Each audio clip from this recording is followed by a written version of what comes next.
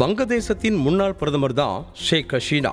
இவங்களுக்கு தான் இப்போ மரண தண்டனை கொடுத்திருக்காங்க. என்ன காரணம் வாங்க பார்க்கலாம்.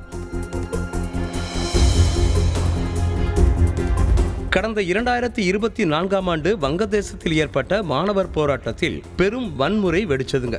இதுல ஆயிரக்கணக்கானோர் பரிதாபமாக உயிரிழந்தனர். இந்த வன்முறையை தொடர்ந்து பிரதமராக இருந்த ஷேக் ஹசீனாவின் ஆட்சி கவிழ்ந்தது. இதனால இவர் வங்கதேசத்தை விட்டு வெளியேறி இந்தியாவில் தஞ்ச புகுந்தார். அதுக்கப்புறம் நோபல் பரிசு பெற்ற பொருளாதார நிபுணர் முகமது யூனிஸ் தலைமையில் வங்கதேசத்தில் இடைக்கால அரசு அமைஞ்சது. புதிய அரசு அமைஞ்சவுடன் ஷேக் ஹசீனாவிற்கு எதிராக இனப்படுகொலை, ஊழல் செய்தது உட்பட ஏராளமான வழக்குகள் பதிவு செய்யப்பட்டன.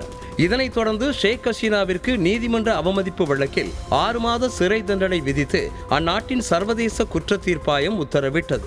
அதுக்கப்புறம் கடந்த ஆகஸ்டில் ஒரு ஆடியோ ரிலீஸ் ஆனது. அதில் அரசின் இடஒதுக்கீடு கொள்கைக்கு எதிராக போராடுவோரை சுட்டு கொன்று விடுங்கள் என்று ஷேக் ஹசீனா பேசியதாக ஒரு ஆடியோ வெளியானது. இதை ஆதாரமாக வைத்து ஷேக் ஹசீனா, முன்னாள் உள்துறை அமைச்சர், முன்னாள் போலீஸ் ஐஜி ஆகியோர் மீது மனித குலத்திற்கு எதிராக குற்றம் புரிந்ததாக புதிய வழக்கை தீர்ப்பாயம் பதிந்து விசாரணை நடத்தி வந்தது. இந்த நிலையில் ஷேக் ஹசீனா செய்த குற்றத்திற்கு தண்டனையாக மரண தண்டனை அறிவித்துள்ளது. மேலும் இந்த வழக்கில் தொடர்புடைய வங்கதேச முன்னாள் உள்துறை அமைச்சர் மரண தண்டனை விதிக்கப்பட்டுள்ளது. அதுபோக இந்த வழக்கில் தொடர்புடைய முன்னாள் போலீஸ் ஐஜி சௌத்ரி அப்துல்லா அல் மாமூனுக்கு 5 ஆண்டுகள் சிறை தண்டனை விதிக்கப்பட்டுள்ளது என்பதும் குறிப்பிடத்தக்கது.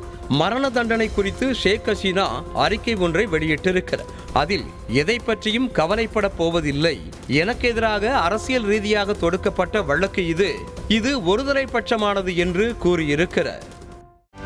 செய்திகளை உடனுக்குடனும் துல்லியமாகவும் தெரிந்து கொள்ள சப்ஸ்கிரைப் பண்ணுங்க.